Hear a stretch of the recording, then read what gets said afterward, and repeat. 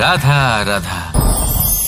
জীবনে কখনো কখনো আমরা সেই পরিস্থিতিতে ফেসে যাই যখন আমাদের মনে হয় যে আমাদের নতুন কিছু একটা করতে হবে, কিন্তু আমরা করতে পারি না, কারণ কোথাও না কোথাও আমরা রীতির দ্বারা আবদ্ধ, আর আমরা সেই রীতি ভাঙতে চাই না। কেবল একটাই প্রশ্ন আসে মনে, আশেপাশের মানুষ কি বলবে, আশেপাশের মানুষ কি ভাববে।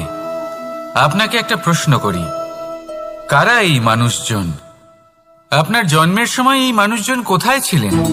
যখন আপনি কোনো সমস্যায় পড়েন তখন এই মানুষজন কোথায় থাকেন? এগিয়ে এসে কি আপনাকে সাহায্য করেন, নাকি সেই সমস্যার সমাধান আপনি নিজেই করেন? এইসব মানুষজনের চিন্তা ত্যাগ করুন যদি আপনি জীবনে বাঁচতে চান। ভেবে দেখুন জীবনে কি কি শুভ আছে আর কি কি শুভ করতে পারেন। যদি তা স্রোতের বিপরীতে হয় তাহলে সংঘর্ষ করুন, কিন্তু এইসব মানুষজনের কথা ভাববেন না। ভেবে দেখুন জীবনে আপনি কি কি শুভ কাজ করতে পারেন।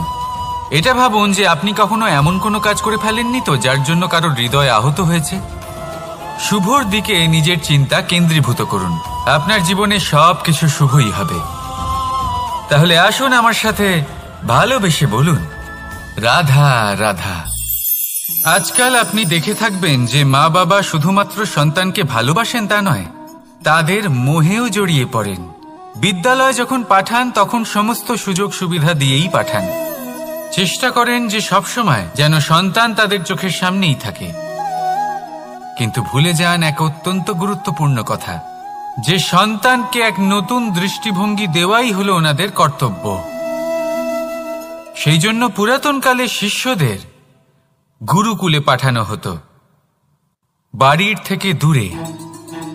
কারণ বাড়ি ছেড়ে যাওয়া এক সন্তানের জন্য, এক শিষ্যের জন্য অত্যন্ত শুভ লক্ষণ হয়।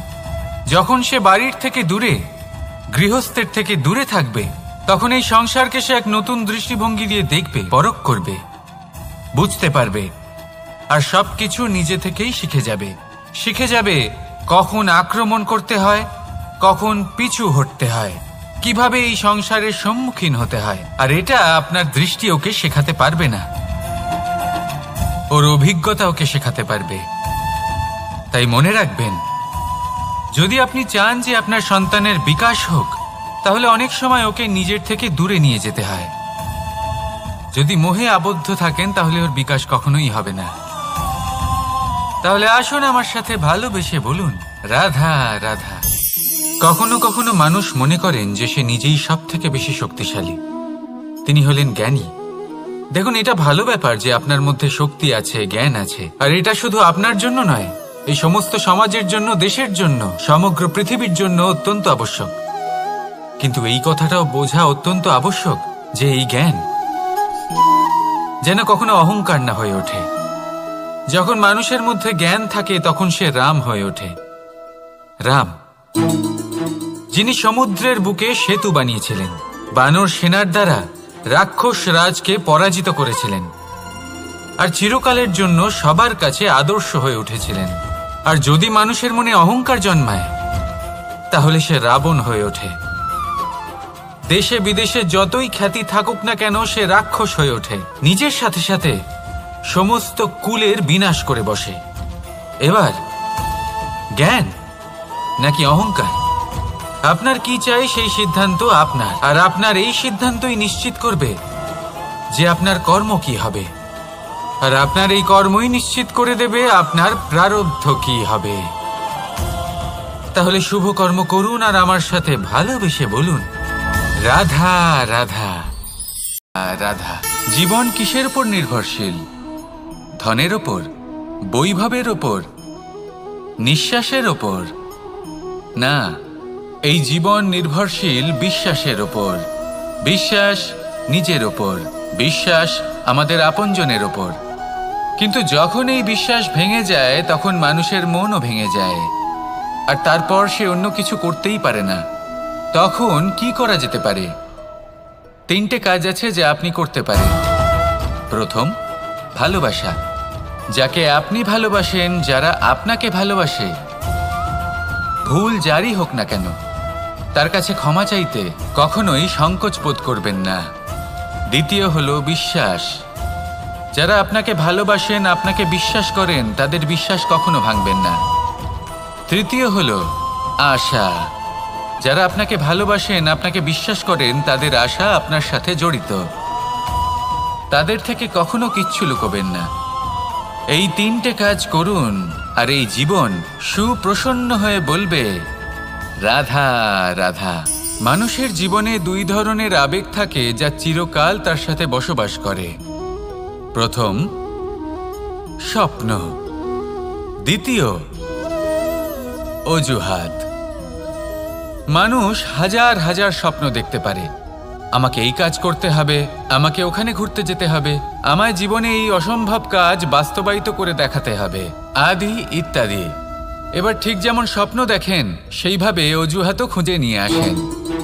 আমি এই স্বপ্ন পূরণ করতে পারলাম না, কারণ আমাকে কেউ সাহায্যই করল না, কারণ আমি দুর্বল হয়ে পড়েছিলাম, কারণ আমার কাছে সময়ই ছিল না, আদি ইত্যাদি। এবার সাফল্য এবং অসফলতার মাঝখানে এই ধরনের সংঘর্ষ হতে থাকে। সাফল্য তখন লাভ করা সম্ভব যখন আপনার স্বপ্ন আপনার অজুহাতের থেকে অনেক বড় হয়, আর অসফলতা তখন পাবেন যখন আপনার অজুহাত আপনার স্বপ্নের থেকে অনেক বড় হয়। আপনি যদি সাফল্য লাভ করতে চান তাহলে চেষ্টা করতে থাকুন, পরিশ্রম করুন। যদি অসফল হন তাহলে ভয়ভীত হওয়ার কোনো প্রয়োজন নেই। নিজের ভুল বুঝুন, তাকে শুধরে নিন, আবার চেষ্টা করুন। কিন্তু যদি নিজের জীবনে অজুহাত নিয়ে আসেন তখন স্বপ্ন কখনো পূরণ হবে না। আসুন আমার সাথে ভালোবেসে বলুন রাধা রাধা। হাতের কত রকম রূপ হয়। কিছু স্নেহের সাথে আপনাকে স্পর্শ করে, তো কিছু প্রহার হিসেবে বর্ষিত হয়।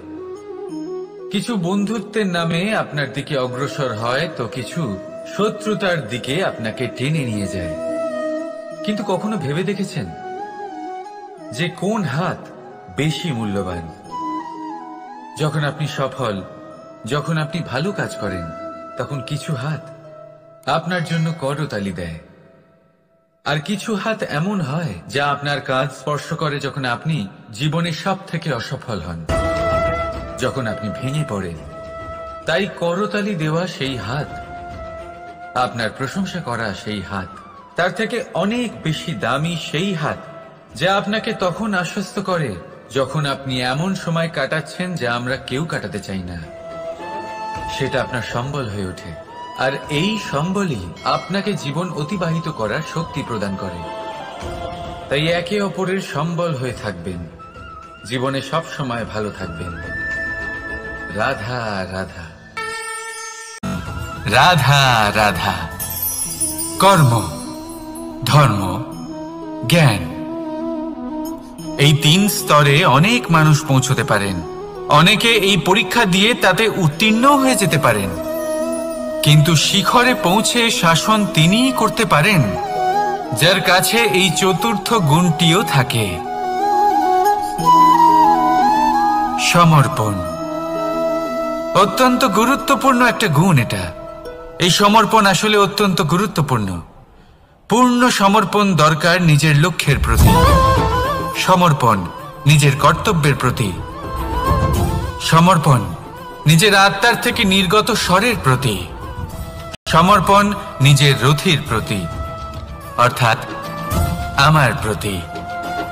এবার এই পরীক্ষায় অত্যন্ত কঠিন এক বাঁক আসতে চলেছে, যেখানে সারথীকে সমর্পণের নিরিখে পরীক্ষা করা হবে, আর তাতে উত্তীর্ণ হওয়ার পরেই তার হাতে ধর্ম স্থাপনের রথের রাশ তুলে দেওয়া হবে। দেখা যাক কি হয়।